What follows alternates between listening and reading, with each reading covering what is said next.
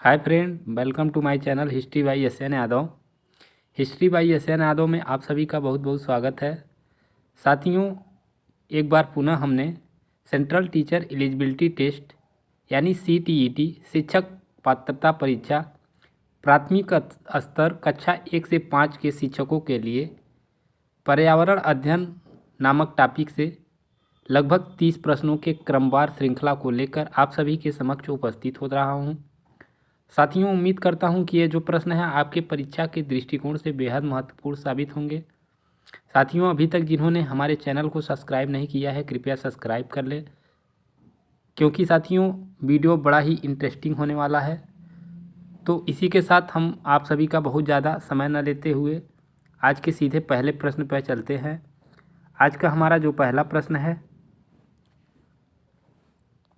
वो है, निम्नलिखित में से कौन से प्राथमिक स्तर पर पर्यावरण अध्ययन में आकलन के लिए उपकरण और तकनीकें हैं? ए है परियोजना कार्य, बी है क्षेत्र भ्रमण, सी है जनरल लिखना और डी है विचार मानचित्रण। तो साथियों, इसका राइट आंसर है सी यानी ABCD यानी प्राथमिक स्तर पर पर्यावरण अध्ययन में आकलन के लिए उपकरण या तकनीकी जो है वो है परियोजना कार्य, क्षेत्र भ्रमण, जर्नल लिखना और विचार मानचित्रण। तो इस तरह से हमारा ऑप्शन हो जाएगा ABCD यानी सी वाला ऑप्शन राइट है। दूसरे नंबर का प्रश्न है, मिजोरम में की जाने वाली झूम खेती के विषय में निम्नलिखित कथनों का अध्ययन कीजिए। ए है, एक फसल को काटने के पश्चात भूमि को कुछ वर्षों तक खुला छोड़ देते हैं। बी है, इस भूमि पर उगने वाले बांस और खरपतवार को काटकर जला दिया जाता है। सी है, बीज बोने से पहले भूमि की गहरी जुताई की जाती है। डी है, एक ही खेत में 3-4 भिन्न भिन्न प्रकार की फसलें उगाई जाती हैं।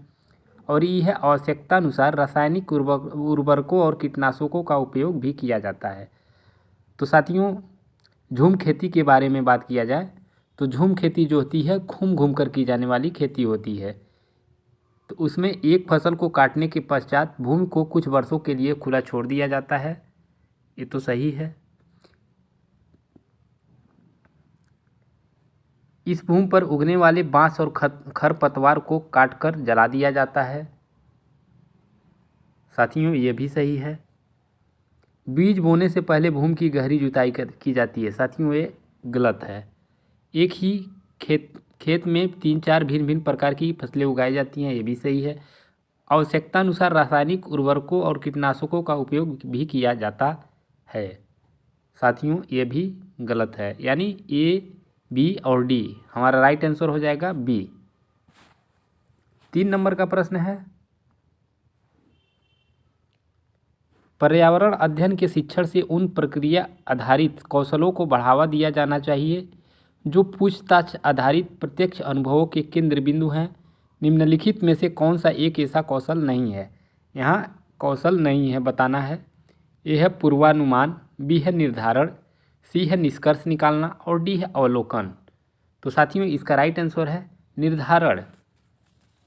साथियों, पर्यावरण अध्ययन के शिक्षण के लिए उन प्रक्रिया आधारित कौशल को बढ़ावा दिए जाने तथा पूछताछ आधारित प्रत्यक्ष अनुभवों के केंद्र बिंदु के लिए निर्धारण करना एक कौशल नहीं है। निर्धारण करना एक कौशल नहीं है। 4 नंबर का प्रश्न है, राधा विभिन्न प्रकार के यात्रा टिकटों का उपयोग करती है। ऐसे टिकटों के उपयोग से निम्नलिखित में से किस संकल्पना पर प्रभावपूर्ण ढंग से चर्चा की जा सकती है? इसके ऑप्शन है, ए, अलग अलग साधनों से यात्रा करने पर यात्रा की लागत भी भिन्न होती है। बी है, यात्रा की लागत उस वाहन द्वारा प्रयुक्त ईंधन पर निर्भर करती है। सी है, सार्वजनिक परिवहन से एक स्थान से दूसरे स्थान जाने के लिए हमें टिकट चाहिए। और डी है, आरक्षण प्रक्रिया की समझ। तो साथियों, अगर राधा की बात की जाए तो राधा विभिन्न प्रकार के यात्रा टिकटों का उपयोग करती है। ऐसी टिकटों का उपयोग कर वह निम्नलिखित संकल्पना पर प्रभावपूर्ण ढंग से चर्चा कर सकती है, जिनमें हैं कौन से, अलग अलग साधनों से यात्रा करने पर यात्रा की लागत भी भिन्न भिन्न होती है। ये भी सही है। यात्रा की लागत उस वाहन द्वारा प्रयुक्त ईंधन पर निर्भर करती है। साथियों में यह गलत है। सार्वजनिक परिवहन से एक स्थान से दूसरे स्थान जाने के लिए हमें टिकट चाहिए। ये भी सही है। जब हम एक स्थान से दूसरे स्थान पर सार्वजनिक जगह पर जाएंगे तो उसके लिए टिकट हमको चाहिए ही। आरक्षण प्रक्रिया की समझ। साथियों ये भी गलत है। तो राइट आंसर हो जाएगा हमारा ए और सी, यानी C option. Right answer C हो जाएगा। 5वां नंबर का प्रश्न है,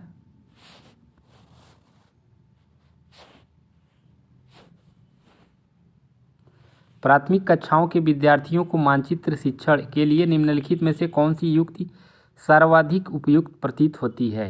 ए है अध्यापक द्वारा श्यामपट्ट पर मानचित्र बनाना तथा शिक्षार्थियों को विभिन्न स्थानों की स्थिति बताने को कहना। बी है शिक्षार्थियों को निर्देश देना कि वे घर से बाहर का मानचित्र लेकर आएँ। सी है शिक्षार्थियों को एटलस दिखाना और विभिन्न स्थानों की स्थिति बताने के लिए कहना। डी है शिक्षार्थियों की सहायता करना कि वे अपने ही संकेतों का उपयोग करते हुए अपने निकटतम परिवेश का मानचित्र बनाएं तथा वस्तुओं की सापेक्ष स्थिति और दिशा पर ध्यान केंद्रित करें। तो साथियों इसका राइट आंसर है शिक्षार्थियों की सहायता करना कि वे अपने ही संकेतों का उपयोग करते हुए अपने निकटतम परिवेश का मानचित्र बनाएं तथा वस्तुओं की सापेक्ष स्थिति और दिशा पर ध्यान केंद्रित करें। साथियों अगर देखा जाए तो लगभग हमारा ऑप्शन कुछ न कुछ चारों में से सही है, लेकिन इसमें सर्वाधिक उपयुक्त जो प्रतीत होता हुआ आंसर है वो हमारा डी है। तो राइट आंसर हो जाएगा डी। 6वां नंबर का प्रश्न है, कक्षा 5 की अध्यापिका महिला चाहती है कि उसके विद्यार्थी आसपास के पौधों का अवलोकन करें। सार्थक अधिगम सीखने के लिए उसे बच्चों को क्या करने के लिए प्रोत्साहित करना चाहिए। ये है समझना कि पौधे भी सजीव होते हैं।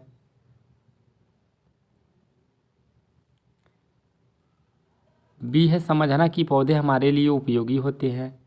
सी है अधिकतम पौधों के नाम लिखना। और डी है उनकी ऊंचाई, पत्तियों, गंध और उनकी उगने के स्थानों में अंतर का अवलोकन करना। तो साथियों इसका राइट आंसर है उनकी ऊंचाई, पत्तियों, गंध और उगने के स्थानों में अंतर का अवलोकन करना। 7 नंबर का प्रश्न है, प्राथमिक स्तर पर पर्यावरण अध्ययन पढ़ाने के लिए निम्नलिखित में से कौन सा पहलू सबसे महत्वपूर्ण होना चाहिए। ए है क्रियाकलाप संचालित करना तथा कौशलों का विकास करना। बी है आकलन में सफलता प्राप्त करना। सी है विज्ञान की आधारभूत संकल्पनाओं अवधारणाओं को समझना। सीखने वालों को प्राकृतिक और सामाजिक सांस्कृतिक पर्यावरण से जोड़ना। तो साथियों इसका राइट आंसर हो जाएगा सीखने वालों को प्राकृतिक और सामाजिक सांस्कृतिक पर्यावरण से जोड़ना। साथियों प्राथमिक स्तर की बात की जाए तो प्राथमिक स्तर पर पर्यावरण पढ़ाने के लिए महत्वपूर्ण है कि विद्यार्थियों को पर्यावरण अध्ययन के लिए प्रोत्साहित किया जाए तथा उन्हें प्राकृतिक और सामाजिक सांस्कृतिक पर्यावरण के बीच संबंध और उस विषय से जोड़कर समझाया जाए। 8वां नंबर का प्रश्न है,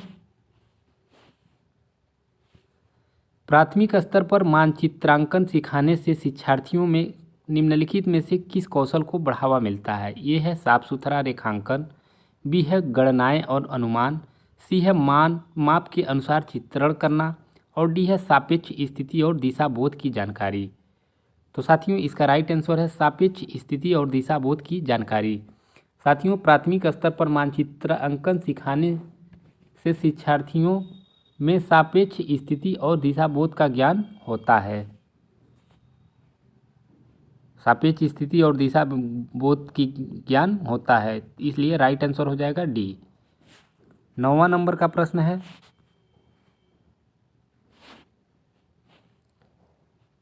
निम्नलिखित तालिका का अध्ययन कीजिए। एक में है पेट्रोल का मूल्य लीटर में।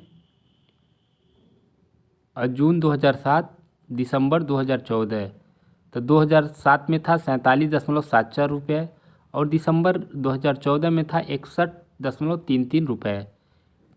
डीजल का मूल्य रुपये लीटर में जून 2007 में था 35.21 और दिसंबर 2014 में था 50.51। उपयुक्त तालिका का अध्ययन करने के बाद कक्षा 5 के विद्यार्थी देवमीत ने अपनी नोटबुक में यह लिखा। क्या लिखा है? ये पेट्रोल डीजल की अपेक्षा अधिक महंगा ईंधन है। पेट्रोल डीजल की अपेक्षा अधिक महंगा ईंधन है। बी, पेट्रोल की अपेक्षा डीजल के मूल्य में वृद्धि का प्रतिशत अधिक है। सी है, डीजल सस्ता है इसलिए सार्वजनिक परिवहन इस पर चलता है। डीजल पेट्रोल से सस्ता है ईंधन है, लोगों को डीजल वाली गाड़ियाँ खरीदनी चाहिए। तो साथियों, इसका राइट आंसर हो जाएगा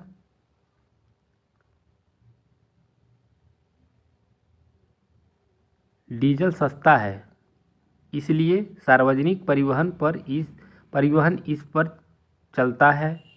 ये तो सही हो जाएगा। डीजल पेट्रोल से सस्ता है इसलिए लोगों को डीजल वाली गाड़ियां खरीदनी चाहिए, यानी राइट आंसर हो जाएगा बी।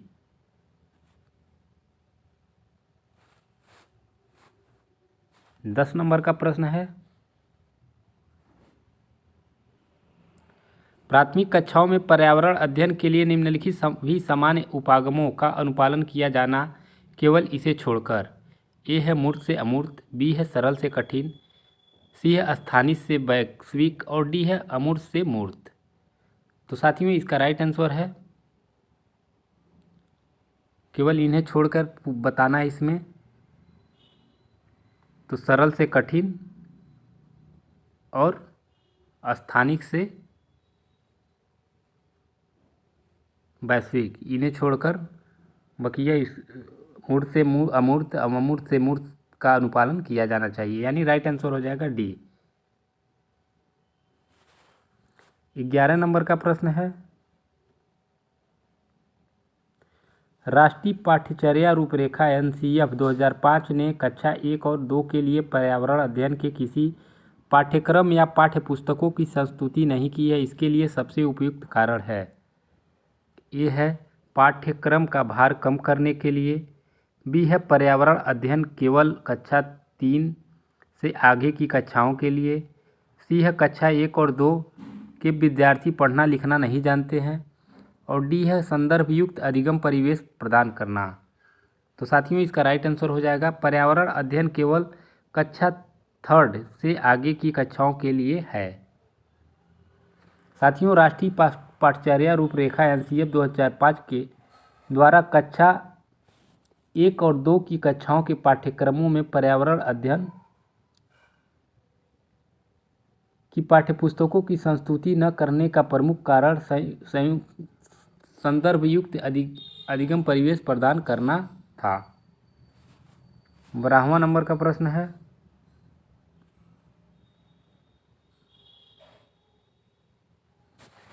एक अध्यापक कक्षा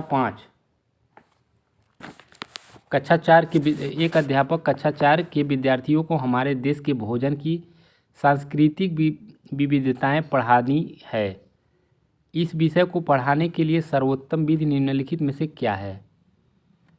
ए है विभिन्न प्रकार की खाने की चीज़ों के चित्रों वाले फ्लैक्स कार्ड दिखाएं, बी है अपने देश के विभिन्न राज्यों के विभिन्न लोगों द्वारा खाए जाने वाले विविध भोजन के बारे में विद्यार्थियों को एक प्रोजेक्ट परियोजना दें, सी है विद्यार्थियों से पूछें कि उन्होंने क्या खाया, उसके बाद चर्चा करें और डी है विद्यार्थियों से कहें कि वे अपने परिवार के भोजन के बारे में सूचना एकत्र करें।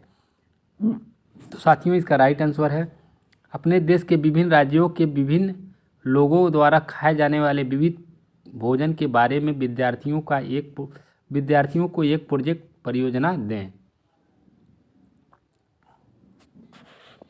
13 नंबर का प्रश्न है, यदि हम पक्षियों का अवलोकन करते हैं तो हम यह पाते हैं कि अधिकांश पक्षी अपनी गर्दन अत्यधिक हिलाते। इसका कारण यह है कि अधिकांश पक्षियों के नेत्र स्थिर होते हैं और घूम नहीं सकते। इनके कान ढके होते हैं और वे उड़ सकते हैं। पक्षियों के 2 नेत्र आँख होते हैं। इनके नेत्र 2 भिन्न भिन्न वस्तुओं को एक ही समय पर फोकस कर सकते हैं। साथियों, इसका राइट आंसर हो जाएगा ए, यानी अधिकांश पक्षियों के नेत्र स्थित होते हैं और वो घूम नहीं सकते हैं। साथियों, अगर पक्षियों का अवलोकन करते समय यह ज्ञात होता है कि अधिकांश पक्षी आँखों को न हिला सकने के कारण अपनी गर्दन को अधिक घुमाते हैं, तो इसका कारण है कि अधिकांश पक्षियों की नेत्र पुतली स्थिर होती है। 14 नंबर का प्रश्न है, रीना आम पसंद करती है। वह इन्हें जाड़े के लिए संरक्षित करना चाहती है। निम्नलिखित में से कौन सा तरीका संरक्षण के लिए सर्वाधिक उपयुक्त है?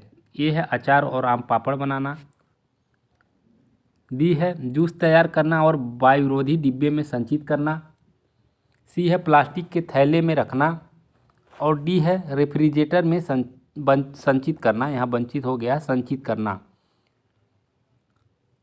तो साथियों, इसका राइट आंसर है अचार और आम पापड़ बनाना, क्योंकि अचार और आम पापड़ बनाने से साथियों आम जो है अधिक दिनों तक संरक्षित आम को जो है अधिक दिनों तक संरक्षित किया जा सकता है।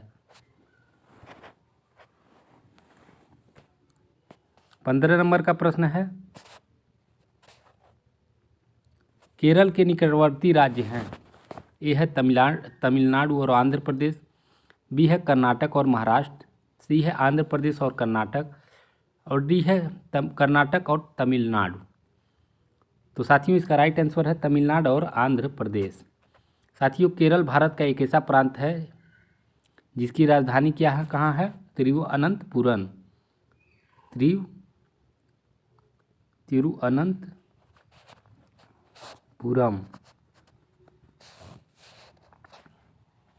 यहाँ की प्रमुख भाषा जो है मलयालम है, मलयालम।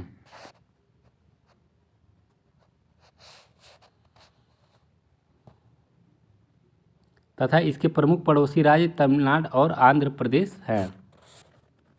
16 नंबर का प्रश्न है,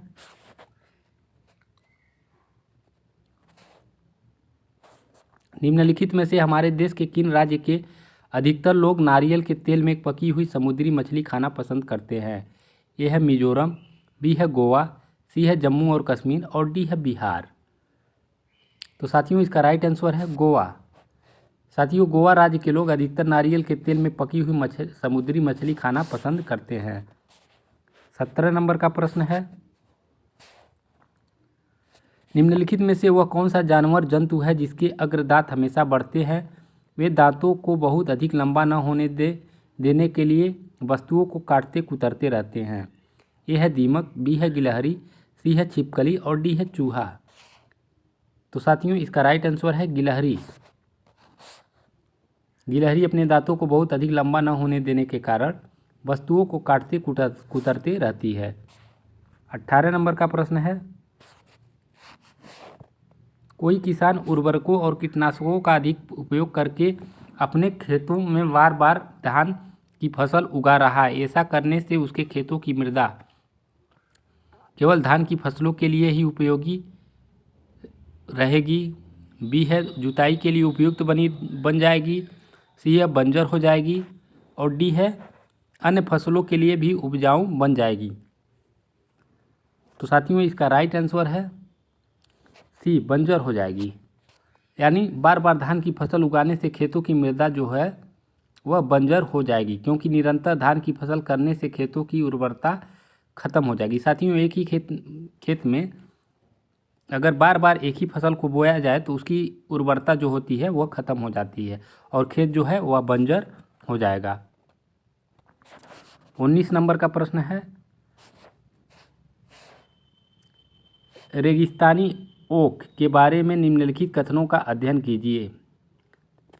यह है रेगिस्तानी ओक एक वृक्ष है जिसकी ऊंचाई हमारी कक्षा के कमरे के लगभग बराबर अर्थात लगभग 4 मीटर होती है। बी है इस वृक्ष की जड़ें नीचे वृक्ष की ऊंचाई की लगभग 30 गुनी गहराई तक जमीन में भीतर जाती है जब तक कि पानी तक न पहुंच जाए। सी है इस वृक्ष के तने में पानी एकत्रित होता है। और डी है यह वृक्ष अबू धाबी में पाया जाता है। तो साथियों इसका राइट आंसर है रेगिस्तानी ओक एक वृक्ष है जिसकी ऊंचाई हमारी कक्षा के कमरे के लगभग बराबर अर्थात 4 मीटर की होती है। ये तो सही है।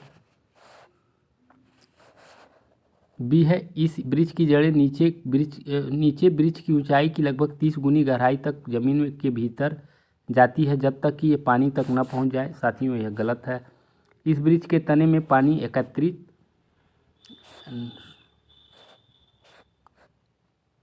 ये भी सही है। हाँ ये भी सही है। इस वृक्ष के तने में पानी एकत्रित होता है। साथियों ये भी सही है। यह वृक्ष आबू धाबी में पाया जाता है। यह गलत है। तो राइट आंसर हो जाएगा ए बी सी यानी डी ऑप्शन सही है। 20 नंबर का प्रश्न है, कोई व्यक्ति 2/1/2015 को मडगांव से नागरकोइल जाने के लिए रेलगाड़ी में बैठा। रेलगाड़ी 7:45 मडगांव से चली और अगले दिन अर्थात 3/1/2015 को 4:45 मिनट पर नागरकोइल पहुंची। यदि इन दोनों स्टेशनों के बीच की दूरी 1140 है तो रेलगाड़ी की औसत चाल लगभग थी। तो साथियों यहाँ रेलगाड़ी की चाल बताना है। साथियों अगर 7:45 पर 2/1/2015 को 7:45 पर गाड़ी चलती है तो अगले दिन 3 जनवरी 2015 को नागरकोइल पहुंच जाती है। दोनों स्टेशनों के बीच लगभग जो समय लगेगा वह यानी 7:45 - 4:45 लगभग 21 घंटे का समय लगेगा। तो साथियों इस रेलगाड़ी की औसत चाल बताना है। तो चाल बराबर हम जानते हैं, चाल बराबर होता है दूरी बटे समय।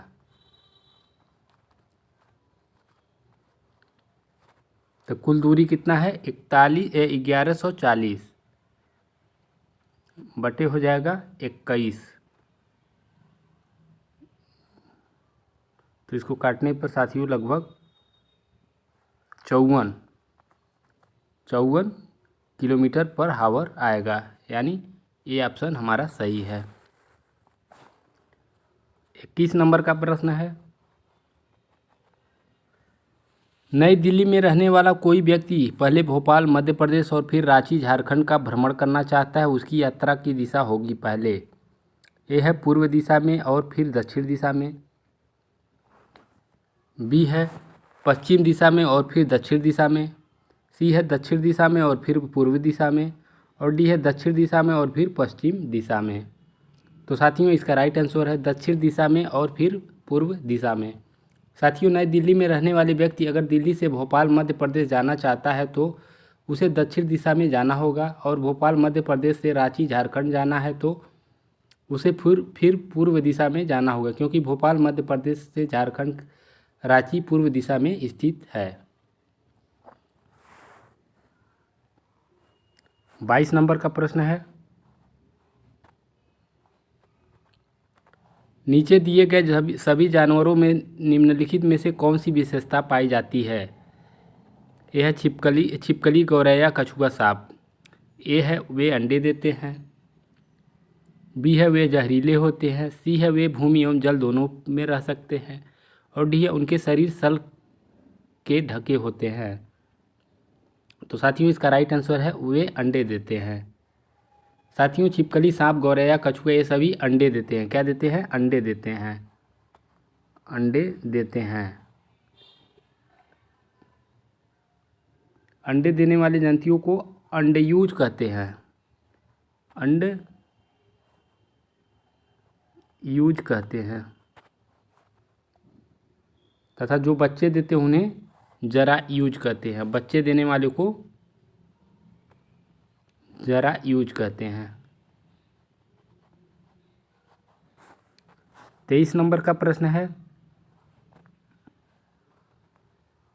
प्राथमिक स्तर पर पर्यावरण अध्ययन के शिक्षण में कहानियों और कविताओं का प्रभावी ढंग से उपयोग किया जा सकता है। पर्यावरण अध्ययन में इनके उपयोग का मुख्य उद्देश्य है, ये है कक्षा की विविधता की पूर्ति, बी है सीखने के लिए संदर्भगत वातावरण प्रदान करना, सी है पाठों को आनंददायक बनाना और डी है भाषिक कौशलों को बढ़ावा देना। तो साथियों इसका राइट आंसर है सीखने के लिए संदर्भगत वातावरण प्रदान करना। साथियों प्राथमिक स्तर पर पर्यावरण अध्ययन के लिए कहानी कविता का उपयोग करना चाहिए। किसका उपयोग करना चाहिए? कहानी और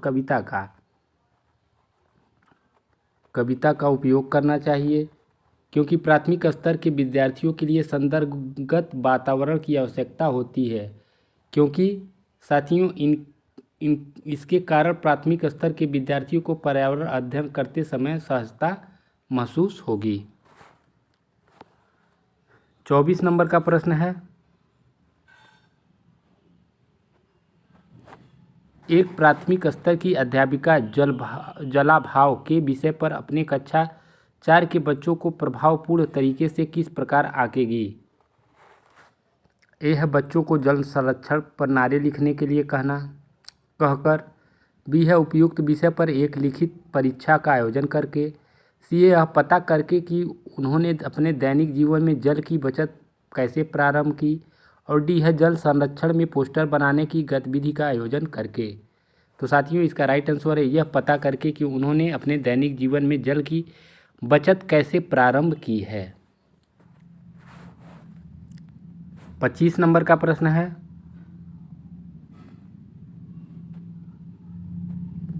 आपके प्रधानाचार्य ने आपको कहा कि कक्षा 5 के विद्यार्थियों को शैक्षिक अवलोकन यात्रा के लिए ले जाएं। इस अवलोकन यात्रा को सार्थक बनाने के लिए आप अपनी योजना में क्या सम्मिलित करेंगी? यह है क्रियाकलापों की एक स्तरीकृत शीट उस स्थान के बारे में तैयार करना और प्रामाणिक तथा सार्थक अध्ययन के लिए उसे विद्यार्थियों के साथ यात्रा से पूर्व साझा करना। बी है जहाँ जाना हो उसके बारे में जानकारी प्राप्त करने और पढ़ने के लिए विद्यार्थियों को कहना। सी है आनंद के लिए पर्याप्त भोजन और खेलों को साथ ले जाना। और डी है यह सुनिश्चित करना कि विद्यार्थी अनुशासित रहे और उसे स्थान का शांतिपूर्वक अवलोकन करे। तो साथियों इसका राइट आंसर है क्रियाकलापों की एक स्तरीकृत शीट उस स्थान के बारे में तैयार करना और प्रामाणिक तथा सार्थक अध्ययन के लिए उसे विद्यार्थियों के साथ यात्रा से पूर्व साझा करना। साथियों कक्षा 5 के विद्यार्थियों को शैक्षिक अवलोकन यात्रा पर ले जाने तथा उस यात्रा को सार्थक बनाने के लिए अध्यापिका का यह प्रथम कर्तव्य होता है कि वह क्रियाकलापों की एक स्तरीकृत शीट उस स्थान के बारे में तैयार करनी चाहिए और प्रामाणिक तथा सार्थक अध्ययन के लिए उसे विद्यार्थियों के साथ यात्रा से पूर्व साझा करना चाहिए। 26 नंबर का प्रश्न है, प्राथमिक स्तर पर पर्यावरण अध्ययन के आकलन में निम्नलिखित में से कौन सा एक संकेतक प्रयुक्त नहीं है? ए है स्मरण, बी है प्रश्न पूछना, सी है न्याय और समानता के प्रति चिंता और डी है सहयोग। तो साथियों इसका राइट आंसर है स्मरण। प्राथमिक स्तर पर पर्यावरण के आकलन में स्मरण रखना संकेतक उपयुक्त नहीं है। साथियों 27 नंबर का प्रश्न है,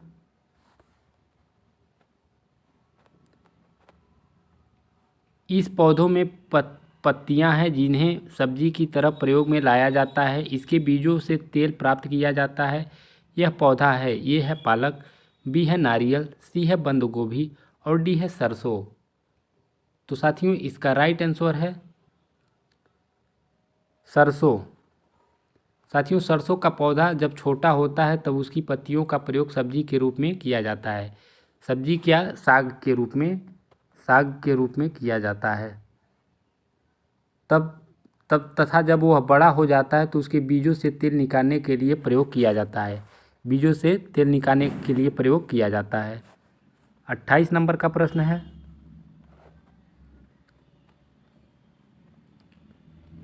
कांसा ब्रांच के बारे में निम्नलिखित कथनों का अध्ययन कीजिए। ये है यह एल्यूमिनियम, आयरन और कॉपर जैसा ही एक तत्व है। बी है इसे भट्ठी में कॉपर और टीन को पिघलाकर बनाया जाता है। सी है आदिवासी लोग ब्राज का उपयोग हजारों वर्षों से कर रहे हैं। और डी है ब्राज की बनी वस्तुएं एल्यूमिनियम की बनी वस्तुओं की तुलना में हल्की परंतु अधिक मजबूत टिकाऊ होती है। तो साथियों इसका राइट आंसर हो जाएगा इसे भट्ठी में कॉपर और टीन को पिघलाकर बनाया जाता है। साथियों कांसा ब्राज एक मिश्र धातु है जो कॉपर Cu 78% तथा टीन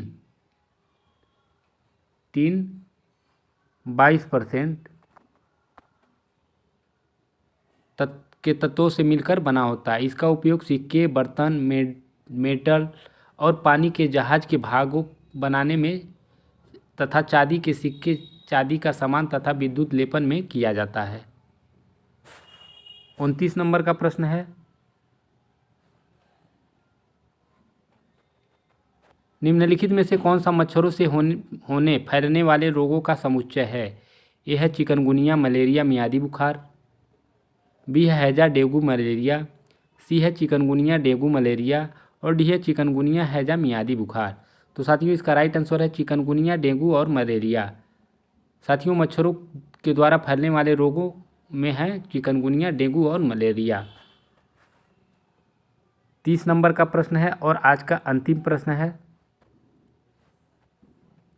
किसी राज्य में मानचित्र के एक सिरे पर यह लिखा था स्केल 1 सेमी बराबर 110 मीटर। यदि इस मानचित्र पर किन दो शहरों के बीच की दूरी 9.7 सेमी मापी जाती है तो इन दोनों शहरों के बीच की वास्तविक दूरी है लगभग। साथियों राज्य के मानचित्र का स्केल क्या दिया है, 1 सेंटीमीटर बराबर 110 मीटर। चूँकि हम जानते हैं कि 1 मीटर बराबर कितना होता है, 100 सेंटीमीटर होता है।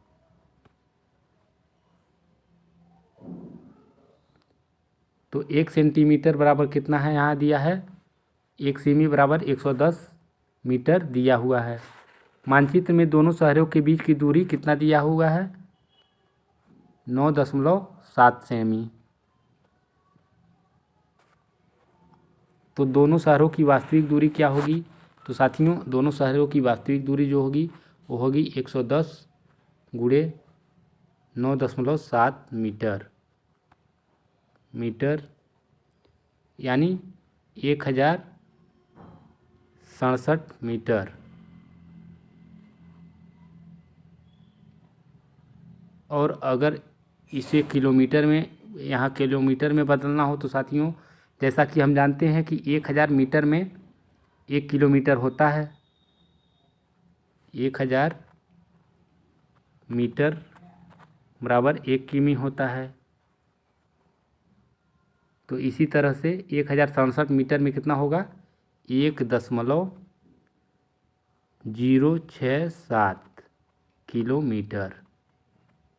तो राइट आंसर हो जाएगा ए, यानी 1.067 किलोमीटर। तो साथियों इसी के साथ हमारा आज का प्रैक्टिस सेशन समाप्त हुआ और उम्मीद करता हूं कि यह जो प्रश्न है आपको बेहद पसंद आएंगे। तो साथियों अगर यह प्रश्न आपको पसंद आए तो इसको लाइक करिएगा, सब्सक्राइब करिएगा और अपने यार दोस्तों में शेयर ज़रूर करिएगा। और इसी के साथ साथियों हम एक बार पुनः आपसे विदा ले रहे हैं और कल पुनः कुछ नए प्रश्नों के साथ, कुछ नए श्रृंखला के साथ आप सभी के समक्ष पुनः उपस्थित होंगे। तब तक के लिए जय हिंद, जय भारत, वंदे मातरम।